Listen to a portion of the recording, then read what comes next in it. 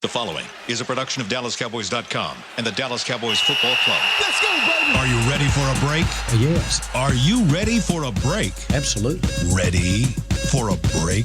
Yeah, and so much for that. It's time for The Break on DallasCowboys.com. We were on the break! With Nick Eatman, David Hellman, Ambar Garcia, and Derek Eagleton. It is Wednesday, January 30th, 2019, Season 14, Episode number 114. Welcome to another edition of The Break. We are live from the SWBC Mortgage Studios at the Star, and it's good to be back on the air with you guys. Talk a little Cowboys football for an hour. This is our normal schedule for the offseason. Will be every Wednesday at 11 a.m. Of course, on Monday, we have Hanging with the Boys at 11. On Tuesdays, we have Talking Cowboys. We'll be on Wednesdays.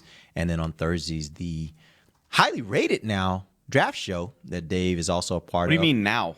Well, I mean, you guys are now up to top 25 on iTunes. That's pretty good. Thank you. Pretty good. I mean, congratulations. I would argue we've been pretty highly rated You for a weren't 25 while. before okay, that? all right, whatever. Draft show. I need to get cocky here. Okay? Draft show I forever. can't even give a compliment without him Sorry, breaking it apart. Like, Fiercely defensive of the draft show. I'm sorry. all right, well, good work to you guys. Shout out to my boy Ed Cahill for starting that whole thing up. So let's talk a little Cowboys football. How are you today, Nick? I'm great, thank you. You good? Mm-hmm. All right, Amber. I'm good to have you good. back in the building. Yeah. Hey, the three of us. What are you talking about? Oh, that's true. Well, yeah, I guess. Yeah, that's true. You guys have all they've been out. gone too. Where were you guys have all you? been Where were you? Where did you go? Working on my side businesses. Making commercials, and creating art. I was in Mobile, Alabama, so Yeah, very different than what she was doing. yeah. All right, so we got a lot to talk about today. I want to talk first about this coaching staff, and then a little later in the show, I have some questions for you guys, and those questions will kind of give us a good bow or put a good bow on this season. It'll be a little bit of a season in review. We'll go around the table and get some answers on some of those questions. But let's start first with the coaching staff. What we know right now is that Scott Linehan's out. Jason Garrett said as much a week and a half ago, I think it was at this point. We know that John Kitna is maybe in. Do we know that? What I was going to say, what we know is he was at the Pro Bowl with the coaching staff. We know he's operating with the coaching staff, but there's been nothing official that says that he's in and that he has a role. Those are the things that we know right now with this coaching staff. So what I figured we would do is let's talk a little bit about assumptions here. Let's make an assumption first that there will be no new members added to this coaching staff. I want you guys to tell me what you think of these people in these roles. John Kitna as your quarterback coach. I love it. I think he's a good coach. Number one, he's a coach. I mean, he has no. It's good he's done pre-qualification it though, experience. but he's done it. He's been a coach before, and when you're a backup quarterback for 16 years, which sounds familiar, but Jason Garrett. Sure. I'm just saying, but you've been coaching way longer than when you started, becoming a coach. I mean, he was coaching Carson Palmer at Cincinnati. He was coaching Tony Romo when he was here. So he's a quarterback coach. He's going to be very, very valuable for Dak. And I love, if that's the move, I really like it. Amber? I don't mind it at all. It's I know I did some research on his whole experience, and I know one of y'all wrote an article about him and his whole story, which is like, the experience from college and all that stuff obviously helps a lot, and he can do a lot of things that it's so hard. It's so hard to evaluate Kellen because you're not there listening to what he's saying to Dak. But at the same time, just watching from the outside, you feel that he's not really doing much to help him. But it's just going back and forth. But I have a feeling that this is a great addition, and it's going to add rather than subtract or not do anything. Dave? Everything they just said, I agree with. I do like it overall. Part of me is just kind of leery because it's such a Jason Garrett hire. Like, who do I know? Who do I know who have I worked with that could maybe do this? Okay, yeah, John. Like, he's older. He's coached some high school. Like, I know him. Okay, like, and I know that's something I know frustrates fans because I read my mentions every day. Like, you want new, you want different, you want conflicting ideas and ideologies, and that's probably not this because it's a guy that's played here that knows Jason Garrett really well. Familiarity is a big deal to him. He's never told me that, but every hire he's ever made suggests that. there was a big hire that they made last year. Chris Richard. That stepped outside of, and the results were Great. Amazing. really great. Awesome. And I think you hit the nail on the head that when you look at this and the ability for someone to come in and create to create clash, I guess that's the best way to put it. In debate, that's kind of the thing, to be able to come in and create a different viewpoint, to be able to come in and challenge things that everybody just thinks are facts, which really aren't facts. They're more opinions, but it takes somebody from the outside sometimes that doesn't think like that to say, that's not really a fact. That's an opinion, and I think there's another opinion that might be better. Is Byron Jones a corner if Chris Richard doesn't get hired? He might be, but you can't say for certainty that he would be. Yeah, stuff like that. And so at the end of the day, I think it's a solid hire. Actually, I looked this up for the story I wrote. Like, Kitna had success as a high school coach. Like, he took over his alma mater. Right?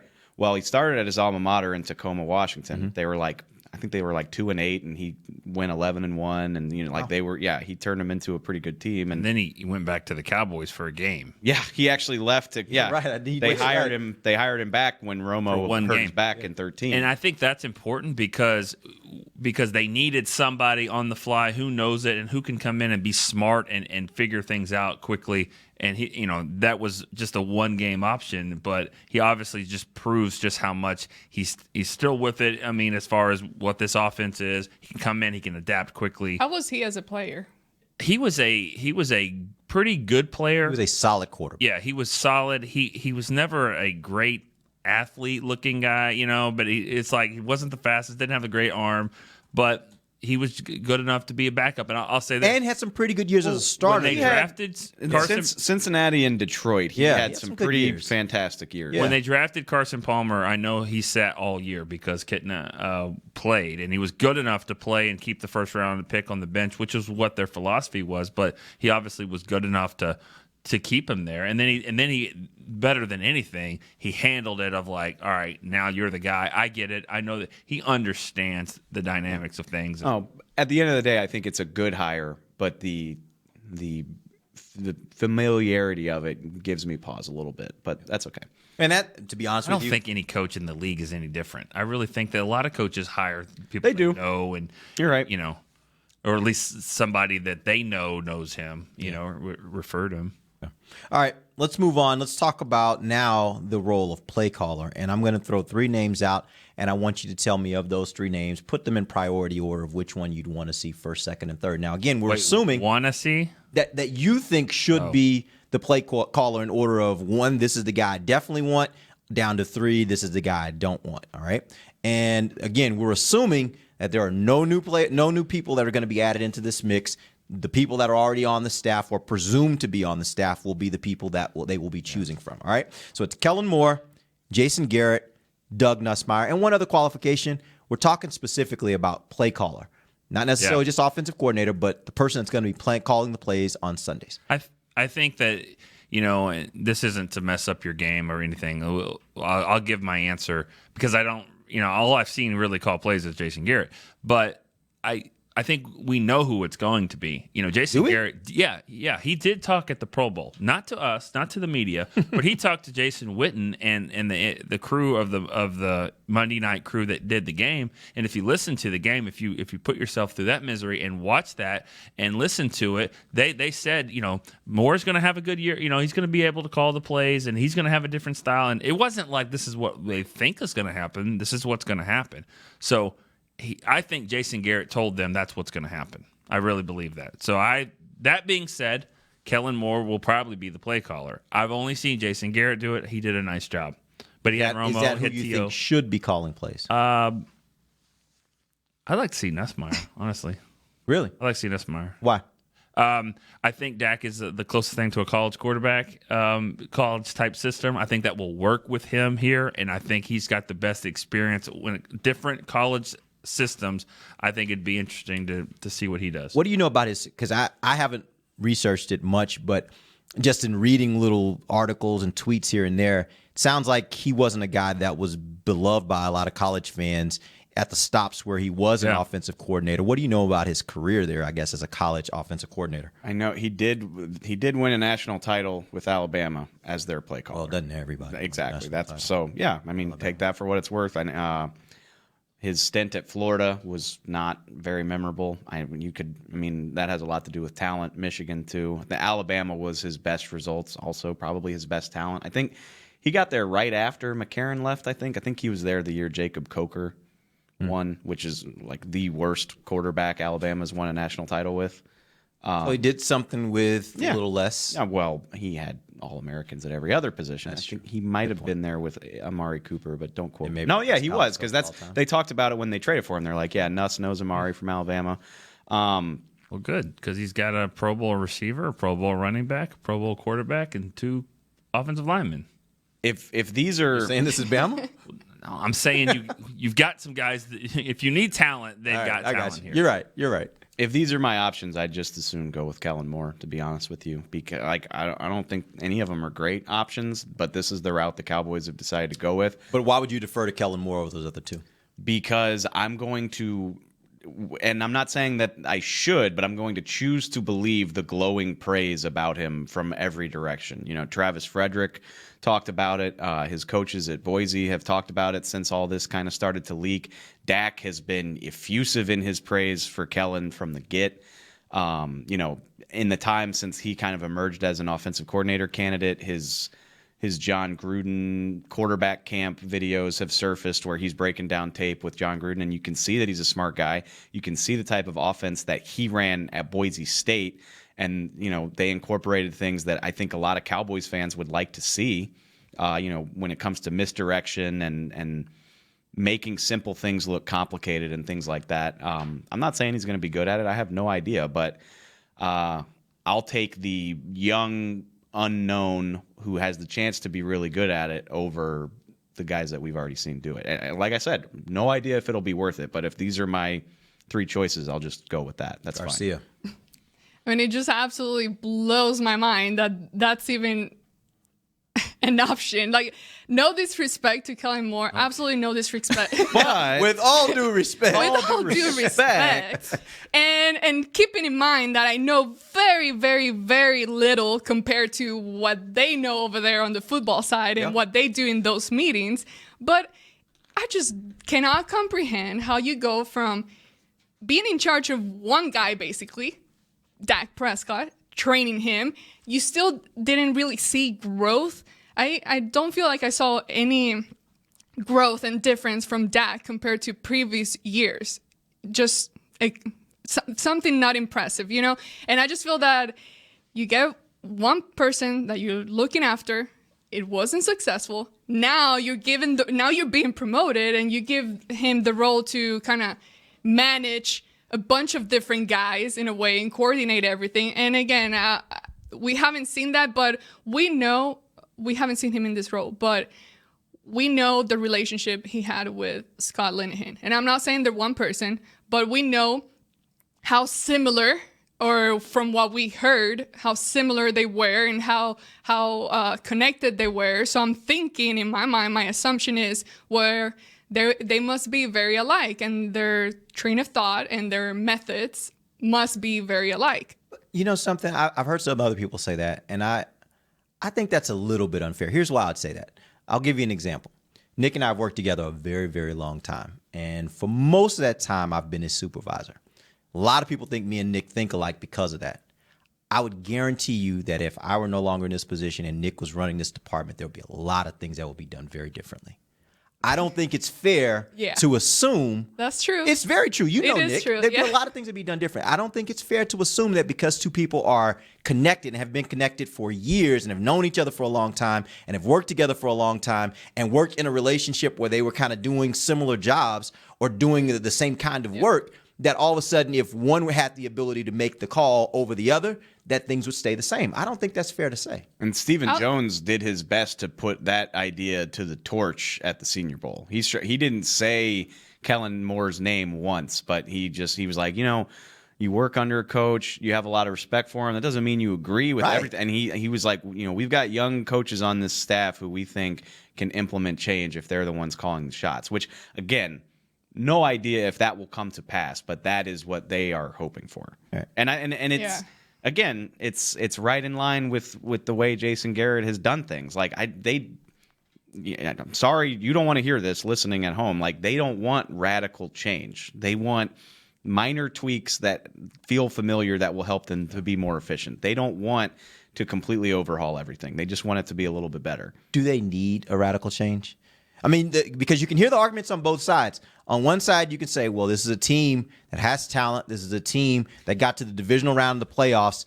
You don't need to make radical change. But then on the flip side, you can say, yeah, this is a team that over the last few years has been perpetually in this position to get as far as a divisional round and can't seem to get over the hump. So maybe you need radical change in order to see something different. What are your thoughts? I think they need a change in philosophy on this, we do what we do, because teams look at teams they have 5 or 6 guys on their staff that are looking at what the Cowboys are doing all week. So they know what the Cowboys do. It's their job to be better than that and say, they think we might do this or we might do that. I mean, they need to be one step ahead of things. And look no further than Dak when they win games when he runs the ball. When he doesn't run the ball, they don't win. I mean, they need to think about that kind of stuff and just try to be better in their play calling and being imaginative a little bit. And they don't do that as well. It's very vanilla. And as to Amber's point, but the only reason Kellen Moore has ever been an NFL quarterback is because Scott Linehan pulled him from Detroit and put him on the team, and the team was so bad because Romo got hurt that he got to play, and he's played.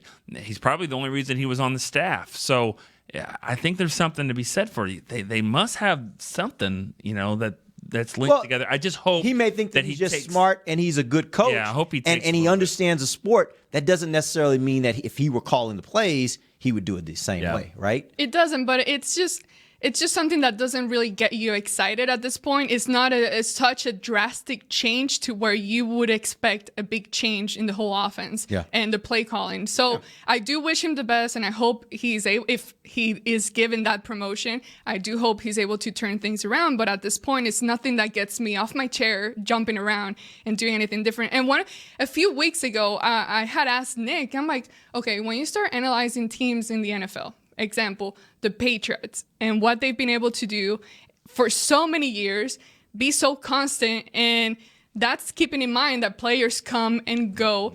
I was asking you, what are they doing? Because I don't watch enough games, but you know that they got a great quarterback over there. There's absolutely no doubt, exactly. But aside from that, I mean, what are some of the things that from you watching the Patriots that they've been able to accomplish year after year and just kind of make it happen? What he just said, which first, it's a waste of time to try to, if we could all be the Patriots, we would be. I mean, it's a great example and a bad example. It's very clear that everybody can't. Nobody in the league can. There's 1,000 reasons why they are the way they are. But going back to Nick's point, the one thing that they do so well that any team could learn from, and a lot of teams do, is that they adapt themselves to their opponent's weaknesses. And that's per game and per season. Yeah. Like 6 years ago. Within games. Yeah. Well, no, but I mean, 6 years ago, they were winning with 2 tight ends, and everybody thought that was going to be like a revolution in the league, and it was for a little bit. And then they were like, okay, one of these guys is a murderer. Well, we'll switch our team up. It's fine. And now they're back in the Super Bowl. Pretty matter of fact, wasn't it? I mean, am I wrong? No, it's absolutely right, Dave. So it's just your way of saying it. I love the way you say it. They go from dominating the league with 2 tight ends, and now what are they doing? They can line you up 5 wide with Brady in the shotgun, or they've now got a stable of running backs when from Corey Dillon all the way until now, like they were running 40-year-old Kevin Falk out there for like 6 years. Like, they just adapt and they never look the same. Like I said, week by week, they switch that up. They can go power at you. They can go spread at you. And they do it based upon, this goes back to Nick's original point too, they do it based upon what you do well. Because if you watch a Patriots game every single week, the one thing you can count on every single time you watch the Patriots, whoever the opposing player is that's really, really good, he's not going to have a great day. I know that from playing fantasy. Like, They're going to shut that guy down and say, now you got to beat us with your second guy. That guy's not going to have a great day. Can you do that? And that means every week they have to adapt their game plan and their personnel to be able to stop a particular player and then say, now with what's left, can you figure it out? And most teams cannot consistently figure it out. And So basically we do what we do, name it faceless. It's exactly the opposite. It's exactly the opposite of philosophy Yeah. that the coach says publicly. Now, I don't know, maybe behind the scenes they do Internally, something differently, but what he says publicly, it's exactly a different philosophy than what they do. And Jason Garrett's mantra is like, if we do what we want to do, to the best of our abilities, they can't stop us. Whereas Belichick is like, Hasn't worked out. they're pretty good at stopping that, so we're going to do something completely different. Yeah. And that's the essence of football, in my opinion. It's like having a countermeasure to their best. Like that's like the essence of the game, really. So that's nobody where I can would bend start. the rules like the Yeah. Patriots. I mean, I don't know, but they're Bend? breaking them. They bend. No, they've broken a few. They've broken some. They've broken a few. And some phones. Miss me, They've broken a few. miss me with the cheating talk. Like you don't. I'm sorry, you don't. That's play fine that you don't have to Say buy that. into it, but it's Didn't true. say- I didn't but it's say true. cheating talk. I It's true. said they've bend rules. They figure out ways to get around stuff. They've broken rules. Okay. It's documented. At least twice. Everybody cheats, But but not he's everybody doing a great plays in job. 9 Super Bowls in And 15 years. You can cheat on accident. the quarterback. I hope not. The quarterback. Don't cheat on accident. Also, Tom Brady. You don't find him in like the guy that makes the most money in the league No? because he's past all that. He's like, okay, No, and And he's that's- also got a very wealthy wife. Like There are it helps the whole family and that's- income, right? it's- I mean, it's it's nice lightning when and- wife can it's- bring in a little too. There's 100,000. Trust me. There's 100,000 reasons why the Patriots are where they are. Like it's dumb to even try to compare it step by step, but you can start with big, obvious examples like the one we just talked about. That could probably help you be more successful. Who's next though? Like who's after that? People always like to say, "Well, look at the Patriots." Well, who's next? Who does it? Who has been consistent like that? Who? No, I was going to say let's take a break. When we come back, we'll talk about that. We'll do that when we come right back. This is DallasCowboys.com radio. If you're like me and you love... if you have a thing, then cutting the cord is scary. But then I found out I could switch to DirecTV Now and still get the live sports I love. No satellite needed, no bulky hardware, no annual contract, just...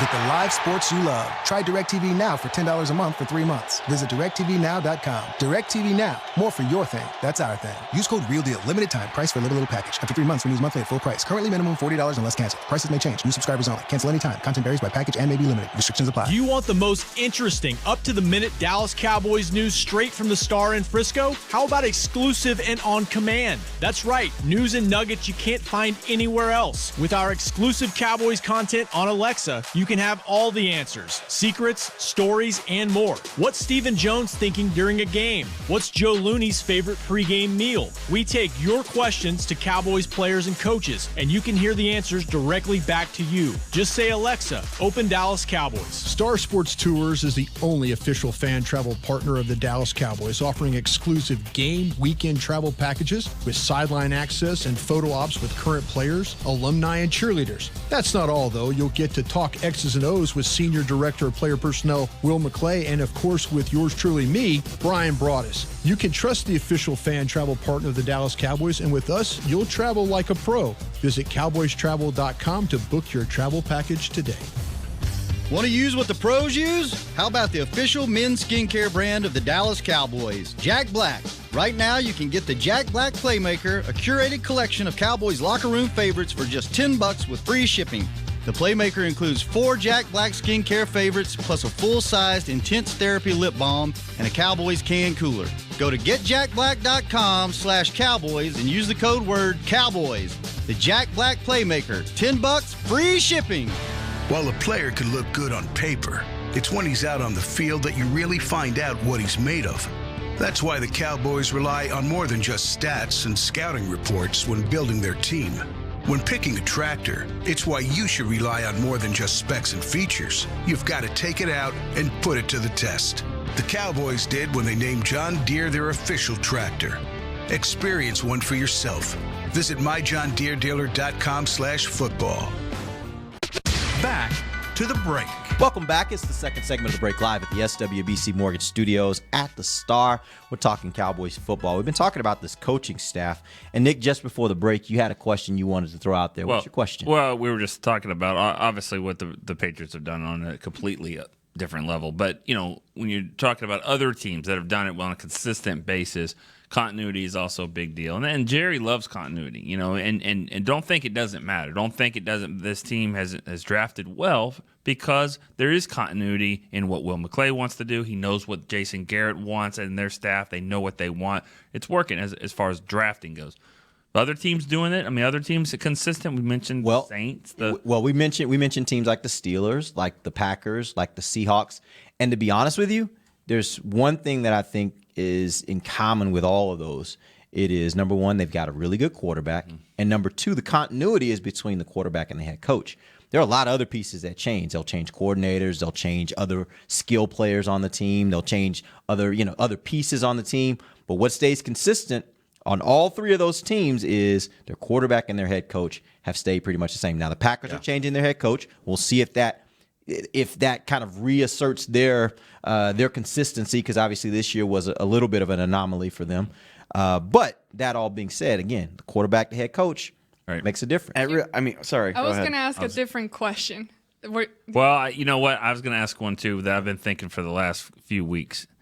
You said quarterback and head coach. Can you think of the greatest head coaches in the history of the game? Belichick.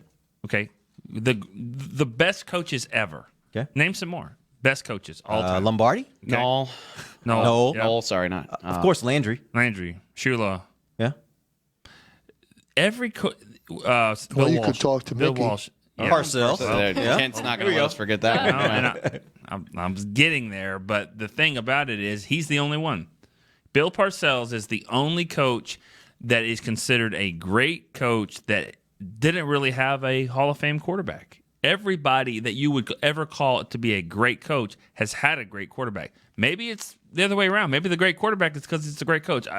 Either way, It's a classic chicken or That the is egg that is a argument. really good Parcells point. does I never not thought about have that. now Bledsoe. Now, he also moved around a lot, too. He made a Hall of Fame career out of kind of jumping from team to team. I know that he didn't. I know he didn't play in that Super Bowl, but Parcells had Sims for a while. I mean, Phil But Sims wasn't a great. Wasn't Hall of Fame. No, he's not Hall of Fame. He's not a Hall of Famer. No. He's pretty good though. No, he's He was good. a good player. He's good. He was a really, really good player. But he wasn't Hall of Fame worthy. Okay. And Bledsoe has Like all these other guys we're talking about, Sure, their I know. quarterbacks are in the Hall of Fame. I Yeah. get it. Yeah. So, it's just they kind of go hand in hand. That's what I was trying That's to a say. good point. Except for Parcells. What was the drop? What was he saying, Mickey? Well, you could talk to Mickey. What would you just? That's hilarious. What would you? Okay, not including the Patriots. What would you say? What would you say have been the most consistently good teams in the NFL over the last 10 or so years? Pittsburgh. I got Pittsburgh, New Green Orleans, Bay. Green Bay, and Denver pulled up right now. I would say Seattle. Oh, Seattle's a good one. Hang on. Yeah. Because 10 years? yeah, Last 10 years. say 10. Yeah. Am I missing anybody? We missing anybody here? I mean, The Seahawks are probably a good example because all right, starting when Carroll and them took over, they had 2 losing seasons and they haven't had one since. Everybody That's else, pretty good resume. Everybody else is Pittsburgh's gone 8-8 2 times in that span. They went 9-6-1 this year. Green Bay just went 6-9-1. They had an 8-7-1 when Rodgers got hurt. Point being, like, the best teams in the league are going to have down years. Well, they pale in comparison to what the Patriots have done. Absolutely. It's freaking stupid. The Patriots have been to the Super Bowl 9 of the last 18 years. Half. Yeah. I'm talking in a league of 32 teams. Half of the last 18 years, they've been to the game to win a championship. And if you go back to the last 15 or 17 years, 18 years, how many Hall of Famers are going to be from the Patriots? One for sure. Belichick, Not a ton. Oh, 2. Okay. Belichick, Brady, Gronk. Gronk for sure. That's it. Gronk will. Well, let me think. Well, are we talking? Because technically, Randy Moss is a Hall of Famer. Is Lawyer Malloy in the finalist this year? Maybe. He might be a guy that can get in. Just saying, like Rodney Say I Harris- was there for a little bit. Rodney Harrison. Count that? No, he's a Charger. He's a Charger. Rodney Harrison's probably not a Hall of Famer, is he? No. No, yeah. If Darren Woodson's not a Hall of Famer. No, I don't think so. They don't have any offensive linemen. They just Willie McGinnis might get in maybe at some point. No, there was another defensive lineman that's a finalist this year too. No, defensive lineman. Tackle. Wilford. Seymour. Oh, I was Seymour. Wilford might get in too. Yeah. Still not going to be a super long list. Yeah. No, you're right, and it's a good point. It's just and that's what they've done in the free agency era is unbelievable. It just really is. It's remarkable, and it puts all these other coaches of like, why can't you be like that? I mean, they're just on a different level. But yeah, Maybe they got something else going on. Okay. Maybe. Good for them. I mean, hey, it's working, right? I mean, whatever they're doing is working. I saw. You know what? I was driving down the highway yesterday. Yeah. And those signs that tell you to buckle up and all that. Tate You know what I'm talking about? Tate tweeted it out. Yeah. Oh, and then Darren Ravel picked it up No. and tweeted it and kind of. What is it? Let's finish the sentence then. What Says your tires flat as a Patriots football. Call whatever the number is. Wow, that just seems in Dallas. What 7 years later, 5 years later? That just seems weird. No, it's just people. It's just people that are looking at the Super Bowl like the Super Bowl is a big event. I want to get my piece of it. So here's my. You're gonna cause a wreck because you're like, what did I? What? No, they do that. Like the one that They I don't drink and drive and just move on. No, I think it's great. Like during the holidays, they were like, the sign said was like, you don't want to see your in-laws anyway. Slow down, drive safe, or something. And I was like, yeah, okay, smart. Not for me, but it's a good one. Yeah, but they have jokey jokes like that. But no, I think it speaks. Who's running those? I got one. Good. I got a good one. I wonder if they ever step over the line. You know how you're a social media person, like step over the line where it's like, oh, you're gonna get fired. Whoa! No, don't say that.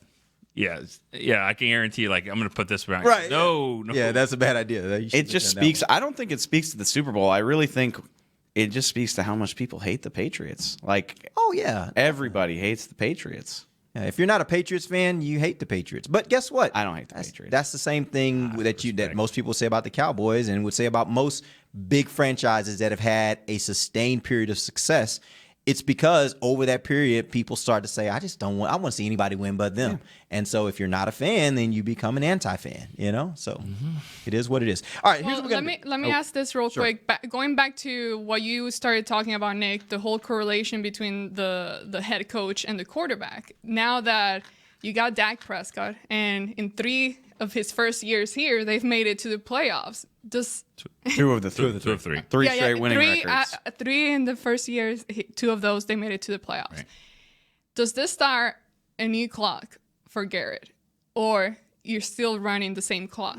Wait, say again. Explain that to me. Explain to me what you're asking. Well, now that he got a young quarterback, new one, he's proven in 3 years out of those 3, they've been able to get to the playoffs twice. And whether you like Dak or not, or you hate him and you think he sucks, they still made it to the playoffs twice.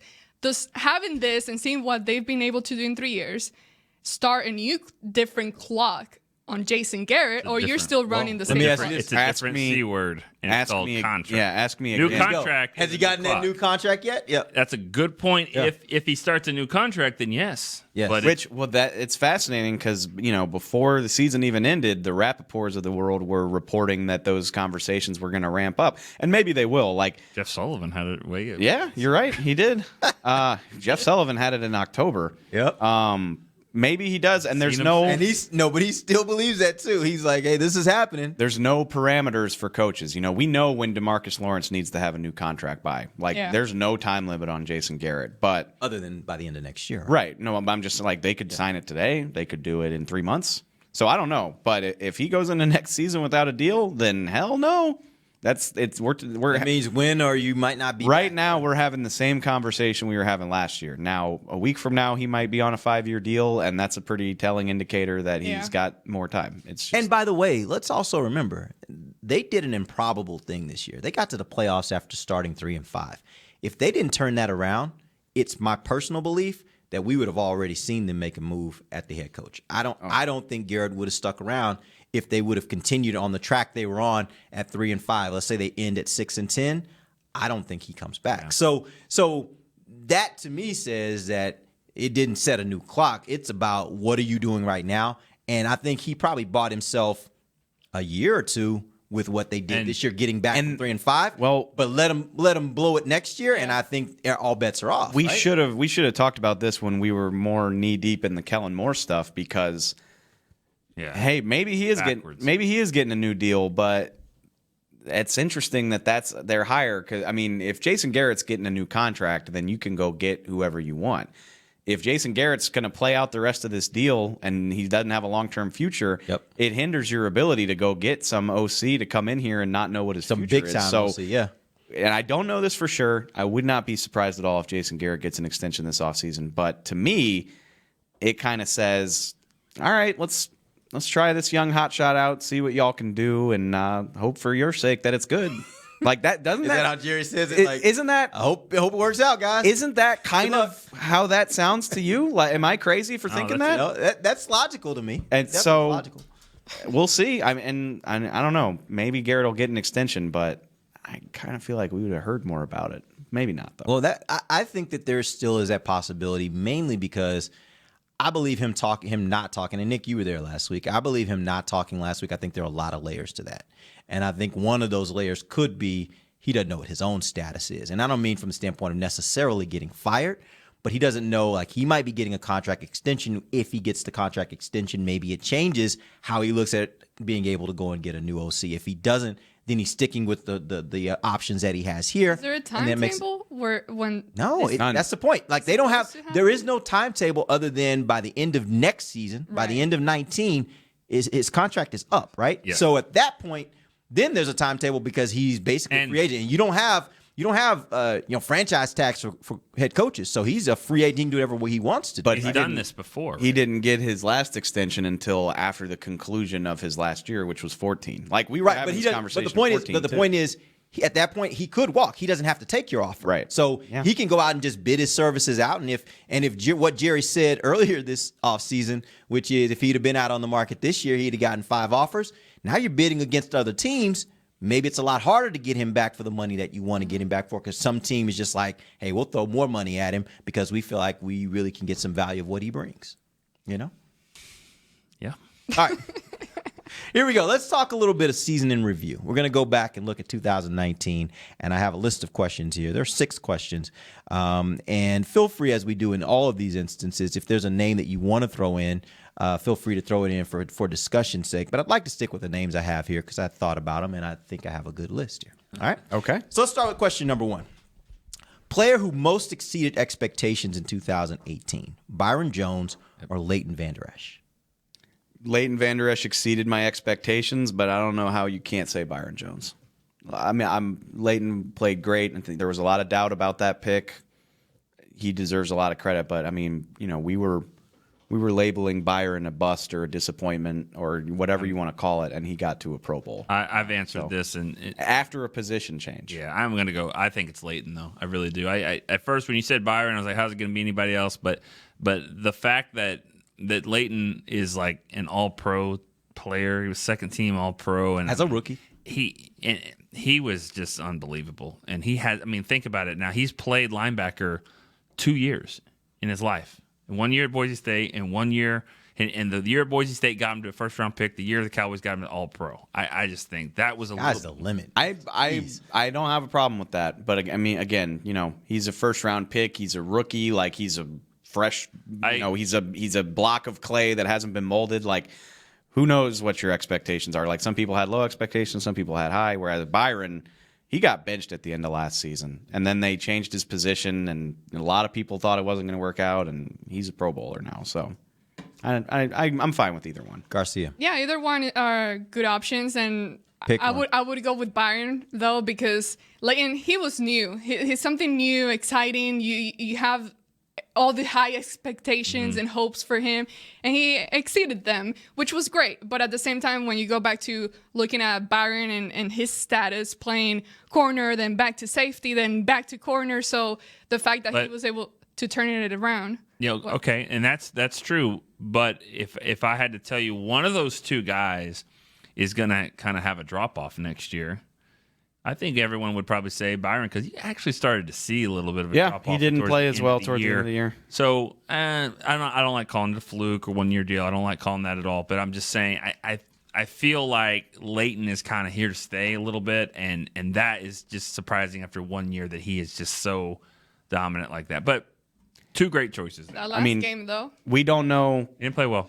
No, you're right. Well, he didn't play well. When you talk, if you You're want right. to Fine, dissect you the know, whole Well, thing, name me a guy. Find me the guy that played well that game. You're right. I know. He got. Yeah. No, but I still want him on the field for my most important play of the season. On 3rd and 8. Yeah, I'd like to have I'm him kind of with out you. there. Yeah, I'm kind of with you. I mean, and not to me, we don't know what the long-term future holds for Byron, but it's fair to guess that we've got 4 more years of Leighton playing at a pretty good level. So At least. Yeah. At least. All right, let's take our final break. When we come back, we'll go to that next question, which is going to be which player's absence was a greater loss, Travis Frederick or Jason Witten? We'll do that when we come right back. This is DallasCowboys.com radio. While a player can look good on paper, it's when he's out on the field that you really find out what he's made of. That's why the Cowboys rely on more than just stats and scouting reports when building their team. When picking a tractor, it's why you should rely on more than just specs and features. You've got to take it out and put it to the test. The Cowboys did when they named John Deere their official tractor. Experience one for yourself. Visit myjohndeeredealer.com/football. It's time for Tailgate with the OtterBox boys. OtterBox, the makers of those crazy protective phone cases? The one and only. They're also wild about protecting parking lot parties from sad drinks. It's why they made elevation tumblers. Rumor around the crock pot is they're made from stainless steel with a copper lining to keep temps hot or cold. True, they even come in 7 different sizes, up to 64 ounce, the growler. I like how OtterBox drinks. Thanks. And that's been Tailgating with the OtterBox boys. Check out all the colors and sizes of their elevation tumblers at otterbox.com. Want to use what the pros use? How about the official men's skincare brand of the Dallas Cowboys, Jack Black? Right now, you can get the Jack Black Playmaker, a curated collection of Cowboys locker room favorites for just $10 with free shipping. The Playmaker includes 4 Jack Black skincare favorites, plus a full-sized Intense Therapy lip balm and a Cowboys can cooler. Go to getjackblack.com/Cowboys and use the code word Cowboys. The Jack Black Playmaker, $10, free shipping. Star Sports Tours is the only official fan travel partner of the Dallas Cowboys, offering exclusive game weekend travel packages with sideline access and photo ops with current players, alumni, and cheerleaders. That's not all, though. You'll get to talk X's and O's with Senior Director of Player Personnel Will McClay, and of course with yours truly, me, Brian Broaddus. You can trust the official fan travel partner of the Dallas Cowboys, and with us, you'll travel like a pro. Visit cowboystravel.com to book your travel package today. A man's Stetson doesn't just protect him from life's elements. It projects an unstoppable and legendary spirit, just like the men wearing silver and navy on the field every Sunday. Since 1865, Stetson hats are American-made with pride right here in Texas. They are still the official crown of all self-respecting Cowboys. And Stetson is proud to be on the field with America's team. Find Stetson hats in the Pro Shop or at Stetson.com today. Back to the break. Welcome back to the final segment of the show, live from the SWBC Mortgage Studios at the Star. Nick, tell us about Tommy John. Tommy John is not like an offensive coordinator because Tommy John, there's no adjustment needed. You don't really need to make these on the fly. So this would be perfect for Jason Garrett. Yeah. Because you just go into it. You just go and say, just do what we do. Do what you do. We cover it up. We don't adjust anything. We're going to be good. We're so mean. Dang. So TommyJohn.com he went there. I was just talking about any offensive coach, offensive coordinator. It's true. David Hellman. Might be. 1L. Thanks, Might be. Dave. TommyJohn.com/Cowboys. You get 20% off your first order. And we've been doing this for a while, so I wonder what it's like for the second and third order, because I bet you we have some listeners that have gone back to the well. Yep. Making some adjustments there. There you go. Cool. Make adjustments to your underwear order, but not your underwear themselves. Exactly. You know what I mean? You're like, I need more of these. I'm going to adjust, but not my actual underwear. Yeah, and we can make an adjustment too. Maybe Dave can read these from now on. So, why? I don't know. I like because Why don't we wait till the beginning of the calendar or the NFL year, and we'll flip it. And then you start back over from 1 on your show count? Yeah. And when we do that, we're at 114. What do we get to? 115? 118? The year will be up at the end of March. So you tell me. Mid-March. Going 2 rounds in the playoffs probably, spiked it up a little bit, huh? Yeah. We did a few more shows, and we probably would do otherwise. Ask me some questions. All right, here we go. Boss Our next man. question: which player's absence was a greater loss, Travis Frederick or Jason Witten? It has to be Travis Frederick, because as much as I love Jason Witten, by the end of his career, he was not the best player in the NFL at his position. Travis Frederick was. And I love Joe Looney. He's one of the feel-good stories of the season for how well he played. But we're talking about a team that we're going to line up and run right at you and do what we do. Well, you need a guy like Travis Frederick to do that. He gets to the second level unlike anybody I've ever seen. He cuts defenses in half. He takes linebackers out of plays effortlessly. And for the Cowboys to run things the way they want to, you need him. I mean, this offense doing a lot of the same stuff with the same offensive coordinator was top 5 in the league in 2016. And a lot of that is because their offensive line play was far and away better than it has been the last 2 years. So, Garcia. Travis Frederick. It has to be Jason Witten. Okay. And I don't disagree. I don't disagree with everything that Dave said, but at the same time, I mean, they were able to do a good job, still handle the situation with Joe Looney in there as a backup, and he gave me everything I would expect from a backup. He was able to hold it down.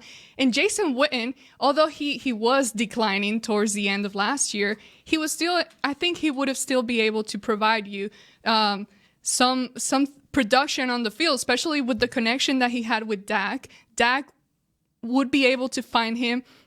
And it was always like how do you say this? A comfortable throw. And I think he would have definitely helped in the red zone. I don't think the Cowboys would have struggled as much. And aside from having him there, I mean, even with having him there, that would have also opened things up for them in the red zone to whether if it was not a shot directly to Jason, it could have been to Amari or somebody else, or maybe Zeke would have been better at running the ball in there, even though the Cowboys didn't really put much effort in that. But at the end of the day, I would say Jason. Both great points. Red zone is huge. Witten would have helped there. Frederick would have helped there as well. I think it's Frederick, though. It's close. I think Frederick because just how great he was. And Looney, he played well, but they did give up a lot of sacks. And so, gun to your head, who's more likely to be named an All-Pro if they'd played 2018? I mean, why would we have to be aggressive? Why All right, forget the your gun. imaginary gun to my head. Forget the gun. Just with as few words as possible. Yeah, who's more likely to be? Yeah. Okay. Frederick was a better player at that point in his career. I get that. Yeah, I get that. That's not always the answer because it's like how much was the drop off? Joe Looney may not have been an All-Pro, but he, was the drop-off greater. I mean, within Jarwin and Schultz running around trying to make plays. Given the chance, Travis Frederick, if fully healthy and not dealing with Guillain-Barré, is probably he's no worse than the fourth best player on this entire team, or fifth. I mean, Tyron, Zach, DeMarcus, Zeke, and Travis. Those are probably the 5. So give me one of the 5 best players on my roster. I'll okay. Yeah. I'm gonna go with Travis there. All right. Next question: more underutilized weapon, Cole Beasley or Tavon Austin? Ooh, well, it's got what I haven't checked Tavon's Twitter, but it's Cole. I know how Cole would vote on this. It's Tavon by default, but he was just out for so long. No, I get that. I guess the point of what I'm saying, because even before he went out, they forgot. How much did we talk about every week? Like, how do they get this guy more involved? Right. They need to use him more in offense. What are they doing? I'm gonna remember. I'm gonna remember, and it's not necessarily Tavon's fault. I don't have any beef with him. I would re-sign him for the right price. I would too. I'm gonna remember this when people get up in arms about off-season talking points, because we were talking about how Tavon could theoretically touch the ball anywhere from 8 to 12 times a game. Yeah, he might have touched it 12 times all year, it felt like. So just keep all that stuff in mind when we're going over OTA storylines. The reality is often not the off-season hype. We were talking about this before the show, like, on Cole, yeah. Yeah, he disappeared at times. In half of their games, he got targeted less than 5 times, which seems far too few. Especially to say that his average for the year was 5 targets per game, which means if he was under 5, there was a lot of games where he was probably in the 8 to 10 range, or at least half the games where he's in that range. At the same time, in a run-happy offense with an all-pro running back, how many and a Pro Bowl receiver as the third receiver? How many more? He finished with 65 catches. Like, how many more does he reasonably expect to get? Right. So I do agree that he disappeared at times, but that's about the resume that I would expect him to have in this offense. In that role. Yeah. I don't mean to like change your different answer there. Oh yeah, sauce. Jazz hands. Yeah. But I think the most underutilized aspect was Dak's running. I would go with that. Did I say underutilized aspect? What'd you say? Nick plays by his own Can you rules, stick Derek. to What did you say? he's asking, Underutilized please? player. Well, then Dak yeah. He gave you then two Dak, options here. Yeah, he said if we could find a better one, we could use Yours it. isn't better. But go ahead. Okay, the man's got a point. Tavon, The man's got a okay, point. Tavon, yeah, he could have been. He was hurt for what, 5 games? Yeah. So No, that's a good point. I like your point. That's a good one. But both of them are good. I mean, I just don't. It got to the point where nobody trusted that they were going to use Tavon that way. And who did they play at the end? Oh, it was Seattle. Seeing Lockett, and you're like, man, that's what you want. Yeah. Tavon to be, but they just don't use it. Or And you're they right. don't I mean, when Cole caught 75 passes, it was like, look what he can do. He needs more money and all that. Now he caught 65 passes. I mean, okay. You got Coop, you got Zeke, and then Gallup came on, but then you say Beasley's the third option. I don't know, 65 catches. I think in 2016 when he was so good, I think he only had 75, so he had 10 more catches. I think 10 and 11 are open next year. I think those jerseys are open. Both. Okay, well that's actually the next question. I do. That's actually the next question. And I'll say this: I think hindsight. I don't need Jihad Ward. I would rather have Switzer. We've come full circle. I'm saying I would rather have Ryan Switzer on the team. Beasley got targeted 11 more times in 16. So over the course, so what? That's like one extra target a game. Yeah, a little less. Yeah. Less. All right. So both those guys being considered, do you want they're both going to be free agents? Do you want to keep one, both, or neither? Let me also clarify the Switzer. He's not a better player than Cole Beasley. I'm not saying that at all. What I'm saying is Cole's a free agent. He obviously has made it clear he wants to get a lot of money, and I think it might be a time to kind of move on. They had Switzer here, and they wanted to get better with Tavon. They didn't really do that, and now, I thought Switzer was kind of a decent role player for Pittsburgh. So to answer the question, I'm not bringing Tavon back. Beasley? Really? No. Why?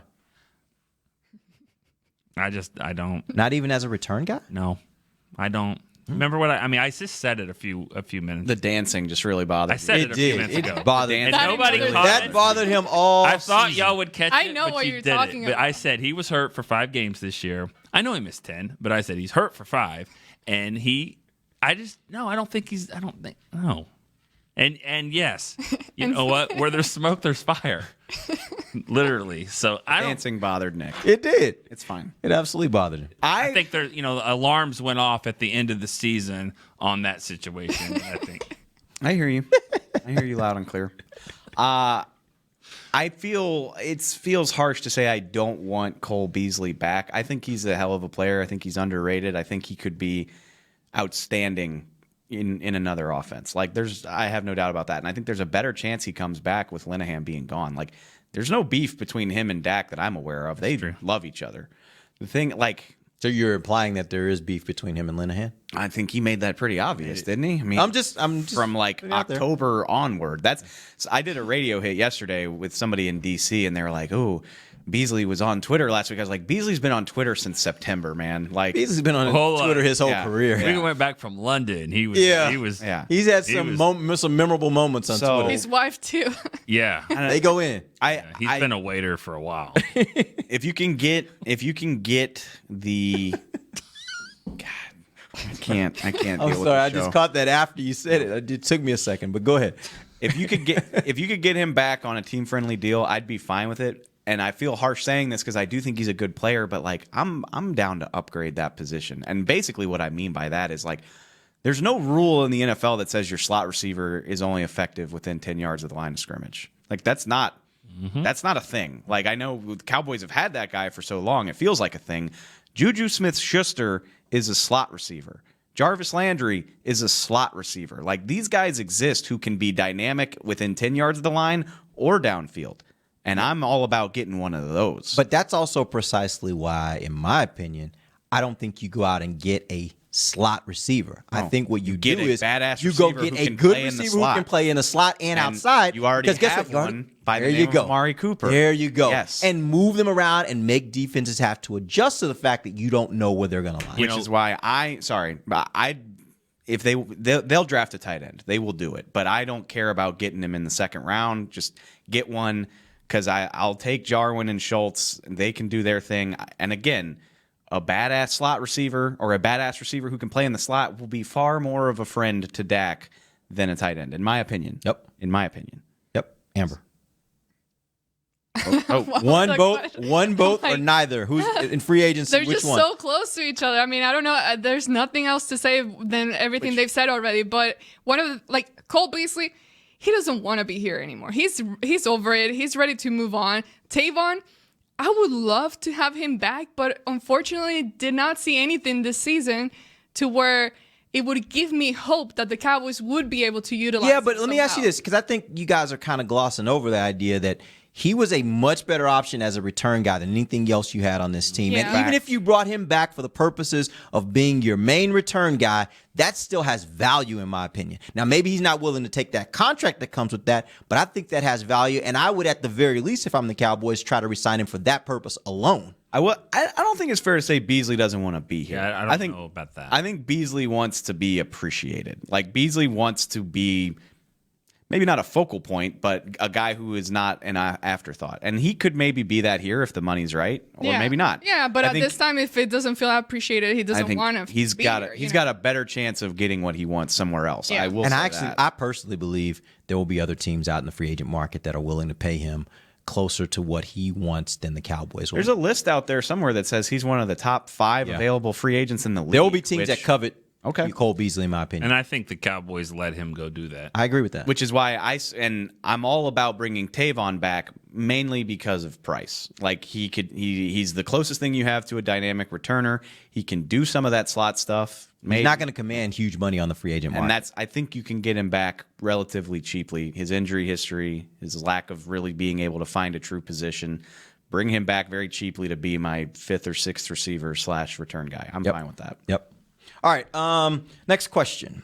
Who's more in need of backup support? Rod Smith, and I'm talking about the position and the player, right? Running back with Rod Smith, linebacker with Damian Wilson, or safety with Kayvon Frazier? Oof. Where are they more in need of backup support? They need to upgrade the backup person. Oh, boy. Well, safety. Well, actually, sorry. Go ahead, Nick. Well, I mean, I still. This is about time to ramp it's it time up to bring again. it back. You want to talk about the starter? You don't want to talk about the backup? They don't need backup help at safety. They need starter They help. need a starter help because they're going to get a good backup. Okay, so let's weed that one They're out. going to have a backup. Let's in weed that Xavier one out. Woods or Heath. Yeah, Okay. Good point. Let's leave that one out because I know where you're going with that. We'll talk about that later. Yeah, the whole show. They need to running back or linebacker with Damian Wilson and Rod Smith. Running back, linebacker. Which one needs running back? Look at the Super Bowl. I mean, look who's going to be the best running back in the game. Gurley. You think? Yes. But his backup's I'm putting been my killing house people. on it. Yes. Okay, but no, I'm not. Who's the best running back? No, in the who's game? going to be the best one in that game? It will be Gurley. Gurley has 2 weeks to be. He'll be fine. He'll be ready to go. I get it, but I'm just saying C.J. Anderson has a role. The Patriots have 17 backs that they run. Got it. But I'm saying you got it. Okay. They don't get there without him. They don't get there. That's what I'm trying to say is that it's okay to have the best running back in the game and also have a good backup. And the Saints. And what are you saying? The Saints. What are you saying about Rod? I'm saying he's not a running back. He's really not. Like, what is he? He's a good player, but he's tall. He's not really a dynamic type of running back. I want to draft one in the 5th round, and I want him to be. I'll go a little earlier than that. Give me 3rd. Yeah, I'll do that. I got other needs for that. Sure you do. But honestly, I believe that by the end of this season, I believe they had beaten up. They'd beaten Zeke to death. I think Zeke was kind of at the point where he didn't have the same juice. I think by the end, was tough. And it's because of the amount that they used him. And I think that if you're smart in today's NFL, you need to have 2 quality backs that you can take one out and put the other one in, and you don't lose a whole lot by doing it. And fact of the matter is, you look at some of the really good teams, and you brought up in the break the Saints. Saints got really good again when they got Kamara. They already had a running back. That was a really good running back. Pro Bowl running back. Yes, exactly. But they went out and got Kamara, and Kamara added a whole different dimension to their offense. To me, that's how I look at this. You can have a great running back. You give me another another running back that has that kind of dynamic ability, and you will make your offense infinitely better. I'll bet a paycheck that they upgrade their backup running back position this offseason. And that's a key position for him. Like, we know when they don't have a good running back in there, they just completely crash. Yep. And I wrote about that actually yesterday. Shameless plug. They do have other needs, but I really think this roster is uniquely positioned. Like, they have enough talent in enough places that they can afford to do that. If the best guy on their board in the 3rd round or even the 2nd round is a running back, I think they would do it, because this is as few holes they have on the starting lineup as they've had in a long, long time. Yep. And I think if you had another backup spot that needs to be addressed, then maybe he'll be a starter. But I think defensive tackle is something they need to be looking at as well, just because, they didn't have Irving's not going to be a part of this, and they had the Daniel Rosses and guys like that, but it's not too early to start. You don't know what the future is going to be in the next few years about Tyrone Crawford and Malik Collins and Antoine Woods and all that. Just keep them coming. Keep getting these young guys in there at defensive tackle. How many more questions do you have? I'm guessing we only got to like 3 out of 10. No. We got to 5 of the 6, and there was one that was going to be like multiple questions, so we'll save that one. Okay. We're already over time, but I do want to ask this last question. Hopefully it doesn't take us too long. But better chance of being here 3 years from now, Taco Charlton or Jordan Lewis? Ooh. Did I just introduce a whole new show? Maybe. Well, I think Taco has the better chance just because of his contract. Like, he's got the first Taco. And he was a first round. He's a first-round pick. You're probably not going to cut a first-round pick. You could trade him. Not that I think they're going to cut Jordan. But I said 3 years, so that would be at the time when they would give him a 5th-year option and all that kicks in, right? So I would have said Byron Jones is out by the 5th-year option. So you never know. You never know, and that's why it is not fair or right to call Taco a bust based on what we just saw with Byron. It is fair to say he is not a hit. You know what I like? You see, no, he's not a hit, because if you hit. Leighton Vander Esch just made a Pro Bowl as a rookie. Zach Martin has never not been all pro. So you're saying Byron's not a hit? Byron's not a hit. Byron just salvaged his draft stock. He became a good player. Yeah. He's not a hit. You only got 1 Pro Bowl season out of him in 4 years. He's not a hit. Zach Martin is a hit, a grand slam. Yep. So Taco's not a hit. That doesn't mean he's not a bust. I mean, it doesn't mean he's a bust, but he's got work to do. There's got to be an in-between a bust and a hit. I mean, a little touch. A bunt. A bunt. I don't know. I like that. Walk. A bunt. He's a walk right now. He looks a double, a single. I don't know. Like a triple whiff right now. Honestly. He's a whiff. He's a strikeout. If you're a first-round pick and you're a healthy scratch in your 2nd year, I can't defend that. Yeah, and I was a big defender of Taco. But I just that means they didn't want you on the field. Yeah. Not that they didn't just give you a few snaps. Like, they didn't want, if they made you a healthy scratch, they didn't want you on the field. Although I will say, and I think the world of Jordan Lewis as a guy and as a player, but the guy that's calling the defense does not favor his style of play, for lack of a better way to phrase it. So it's an interesting question. I don't really know for sure. I wouldn't be surprised. I would not be surprised if one or both of them doesn't finish their contract here. Yeah. Wait, and I don't know anything. Like, I don't mean to speculate, but we'll see. They're both in a precarious situation right now, you would think, just because of the lack of opportunities that they got this year. Yeah. That does signal something, right? Yeah. All right, we appreciate you guys joining us. We're back next week on Wednesday at 11 a.m. Till then, for Nick Eatman, Dave Hellman, Amber Garcia, I'm Derek Eagleton. This has been The Break, live on DallasCowboys.com radio. This has been a production of DallasCowboys.com and the Dallas Cowboys Football Club. How about this, Cowboys?